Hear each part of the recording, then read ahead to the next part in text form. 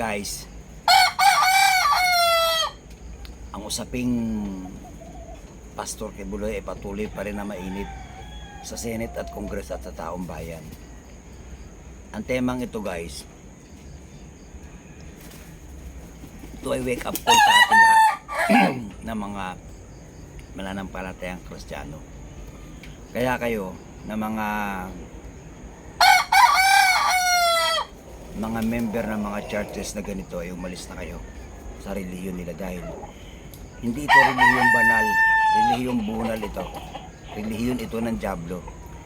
Ayaw ko itong banggitin ang mga pangalan ng mga relihiyong ito, pero panahon na dahil ang mundo ay magugunaw na, at wake up call ito sa atin upang makaligtas tayo sa tiyak na kaparusahan ng Diyos. Iglesia ni Cristo, Jesus is Lord, Jesus Miracle Crusade,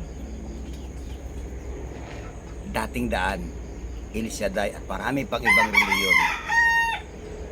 Ang mga ganito ang kanilang pamamaraan na nakadikit sa politika. Pinagbabawal yan, guys. Ang pakikisawsaw ng mga church leader sa bawat politiko, dahil ito ay magiging kasalanan at mawalayo sa kabanalan ang mga member ng mga churches leader. Tingnan nyo ang nangyayari ngayon. Wala na ang kabanalan. Pumupunta sila sa mga panulukan ng ating lugar para mag-alsa mata. Hindi, wala na silang pinag-iba sa mga aktivista at mga ralista at mga demonstrador para gumawa ng mga ganitong ingay at kaguluhan. Public disturbance ang tawag dito at public scandal. Pero sino ang kanilang ipinaglalaban? Hindi ang Diyos, kundi yung kanilang church leader. Kaya ayaw ng Diyos na ang mga politiko ay kadikit ng relihiyon. Iwasan nyo ang ganitong relihiyon, guys. At hindi ito ang daan ng kaligtasan. Ang mga relihiyong ganito, guys, ay kampo ng kadiliman. Sa lapi lang ninyo ang kailangan nila. Budol ito. Mag-aaral kayo mabuti, guys, at nakasaad ito sa Biblia natin. May eleksyon doon na mababasa ninyo kung paano nag-eleksyon ang mga tao ng panahon ngayon. Guys, yung sinasabi ni Robin Padilla at ni Subiri at ni Vice President Sara Duterte ay pabor ito kay Kibuloy. Pero kung pag-aaralan ang mga ruling ng mga batas ng Pilipinas, ay may halata silang may pinapanigan. Dapat ang mga taong ito, guys, ay tandaan na natin at markan, at huwag na natin silang iboboto sa darating na mga halalan, dahil hindi magiging patas kung sila nakaupo. Si Sara Duterte, naturalmente pabor siya, dahil si Kibuloy ay talagang legit na dikit sila dyan. Family bonding yan sila eh. Close friend yan sila eh. Saka malaki ang pagkakautang nila dyan kay Kibuloy. Si Subiri, kaya nakakiling din ganon kasi taga Mindanao siya at umiiwas na doon sa political career. Yung mga politiko ngayon na hindi umaakso patungkol dito, alam kasi nila, guys, na yung congregation ni Pastor Kibuloy ay napakalaking pwersa, pero hindi nila alam, wala sila nito eh, pinawasak na ng Diyos ang relihiyon ni Kibuloy, dahil gusto ng Diyos na makaligtas ang mga kaanib nito at ang marami pang relihiyon na kaanib sa ganitong sistema ng pamamahala ng kanilang mga church leader. Guys, ito, balik tanaw ko lang sandali sa inyo, ha. Noong panahon ng Espanyol, ng pananakop ng mga Katoliko na pinilit nila sa atin ang kanilang relihiyon, 300 years tayong inalipin ng mga ito. At binulag tayo sa maling relihiyon at pinilit nila na sila ang nasa tama at sila ang magliligtas sa buhay natin. Pero anong ginawa ng relihiyong Katoliko? Inalipin ang mga Pilipino at nirape din ang mga katutubo. Guys, ito ay wake up call sa atin. Sana matuto tayo. Paraan ito ng Diyos para ang tao ay makaligtas. Tsak-tsak na kapahamakan, dahil nasa huling araw na tayo. Panoorin natin, guys, ang balita. Ito ang tamang rules ng Senate ruling. Ito, panoorin nyo para magkaroon kayo ng kaalaman sa batas. Ang batas ngayon, guys, ay inumulat na tayo. Paraan ito ng Diyos para tayong lahat ay maging equal, maging parehas, maging pantay. Yung sinasabi ng mga kapalig ni Kibuloy, huwag nyo nang iboto dahil bias ang mga ito. Polo Kibuloy para iwasan ng isang arrest order galing po sa Senado. Sa panayam sa media, sinabi ni Zubiri na kailangan maglabas muna ang committee ni Senator Risa Ontiveros ng tinatawag na show cause order laban kay Kibuloy. Kung hindi pa rin ito pansinin ng pastor, doon na maaaring maglabas ng arrest warrant kay Kibuloy ayon po kay Zubiri. Ano po ang show cause order? Ito po ay isang kautusan na karaniwang nanggagaling sa mga korte na nag-uuto sa isang panig na magpaliwanag kung bakit hindi ito dapat patawan ng parusa. Pero kung titignan niyo po ang rules and procedures ng Senado sa pagsasagawa ng increase in aid of legislation, wala pong binabanggit na anumang show cause order requirements bago mag-cite in contempt at maglabas ng isang arrest order. Sa Section 18 ng Senate Rules, ito po yung bahagi tungkol sa contempt. Simple lamang po ang patakaran pagdating sa pag-aaresto. Pag sinuway ang isang lehitimong kautusan galing sa Senado or Senate Committee, maaaring maglabas ng arrest order ang committee chairman basta't may pagsang-ayon ng isa pa pong miyembro ng komite. Pwede lamang itong pataubin ng majority vote ng mga miyembro ng komite sa loob po ng 7 araw. Sa kaso ni Kibuloy, hindi naabot ang majority na 8 votes na kailangan para pataubin ang contempt charge. At ang 7-day deadline ay nagtapos na po kanina. Sa Section 18 din, ang ma-cite o ang na-cite for contempt ay maaaring ipa-aresto ng Senado sa pamamagitan ng Senate Sergeant at Arms.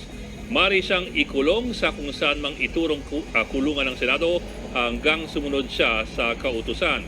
Sa Section 19 naman, kinikilala ng Senado ang right against self-incrimination o yung karapatan ng isang testigo na hindi magsalita laban sa kanyang sarili. Pero hindi kailanman pwedeng gamitin itong dahilan para hindi magpakita sa Senado. Case-to-case basis or question-to-question basis ika nga. Isa pa po, sa Section 10 ng Senate Rules, nakasaad din na hindi kailangang maging kasing higpit na mga patakaran sa korte ang patakaran sa mga Senate hearings, lalo na po sa Rules of Evidence.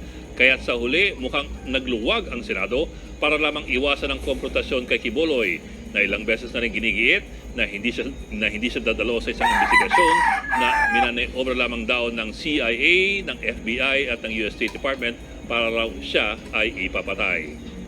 Mga kapatid, Ed Lingaw po, maging maalam at may pakialam sa mga napapanahong balita sa ating bansa. Yan guys ang tunay na rules. Hindi yung mga sinasabi ng mga politikong kakampi ni Kibuloy.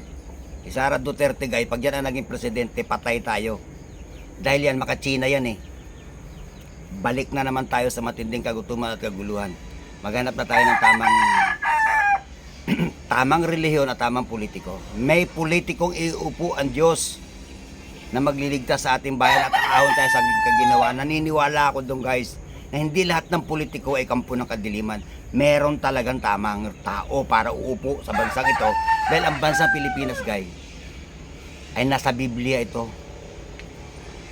Hinula ito at naganap. Ang sabi ng Biblia, darating ang anak ni Israel sa pulupulong lugar sa silangan at ito yung Pilipinas. At nagdatingan nga dito ang Israel guys noong panahon ni Hitler nung World War II, kung inyong natatandaan at kung alam ba ninyo ang kwentong ito. Ang Pilipinas guys ay lupang pangako ito ng Diyos. Kaya niya binawasak ang relihiyong ito ni Kibuloy dahil gusto niyang makaligtas ang lahat ng mananampalatayang Pilipino na nasa maling landas sila. Mga relihiyon ito ni Satanas, hindi ito relihiyon ng Diyos. Maniwala kayo guys, obserbaran ninyo sila. Saan ka nakakita ng mga pangapatutuong puro kasinungalingan na? Saan nakakita pinipersa ang tao magbigay ng abulo sa churches? Wala sa Biblia ang kanilang mga tinuturo. Magbigay kayo sa Diyos, siksik, liglig at tumapo na pagkapal. Kung gusto nyo pagpalain, doble. Ibibigay ng Diyos, bubuksan ng durungawan ng mga langit. 10, 50, 60, 70, 90. Anong tak yung mga katuruan nila guys? Guys, panahon na para pukawin natin ang ating sarili. Dalawang kaaralan ito ang minumulat sa atin ng Diyos pagdating sa pagpili ng politika at sa relihiyong ating kinakaaniban. Tandaan nyo guys, 300 years tayong inalipin ng mga Kastila. Nadala kanilang relihiyong Katoliko pero hindi pumayag ang Diyos, pinalaya tayo. mula doon. Ganon ang ginawa ng mga Katolikong pare. Balikan nyo ang nakaraan kung di totoo sinasabi ko. Nirip nila yung mga Pilipino natin, kaya nga nagrebelde si Cesar ay si Jose Rizal Dahil mismong nanay niya at kapatid niyang babae ginahasan ng mga pare. Ganito rin si Kibuloy ngayon. Lahat ng mga nagsisimba ng linggo guys, ay Sunday worship yan, pagano yan. Hindi yan tunay na reliyon ng Diyos. Maniwala kayo sa akin guys, basahin yung mabuti ang Biblia. Ang paraang ito ng Diyos tayo ay mamulat sa dalawa kategorya. Relihiyon at politika. Parehas itong pinahintulutan ng Diyos ang dalawa. Pero may pukaw tayo. Ang isip at damdamin natin ay ginigising ng Diyos sa mali. Si Sara Duterte kaya sa nagsasalita patungkol dito kay Kibuloy. Dahil talaga naman kanilang tao yan. Sila yan, sanggang dikit sila yan. Guys, sana sa bidyong ito napukaw yung damdamin natin, buksan natin ito at ito. Huwag tayong magbulag-bulagan at magtanga-tangahan dahil tanging ikaw lang ang makakapagligtas sa sarili mo. May paraan para dito. Ang konstitusyon ay bukas na sa internet at itinuturo na mismo ng mga nagbabalita katulad ni si Ed Lingyao. At bukod dito guys, pumunta ka lang sa Google, matututo ka at malalaman mo kung paanong alamin ang katotohanan sa likod ng maskara ay isa palang dyablo. Dala ay Biblia, akala mo'y santo. Banal na aso at santong kabayo ito. Magandang araw guys, ako si Jesse Boy at ito ang ating daigdig.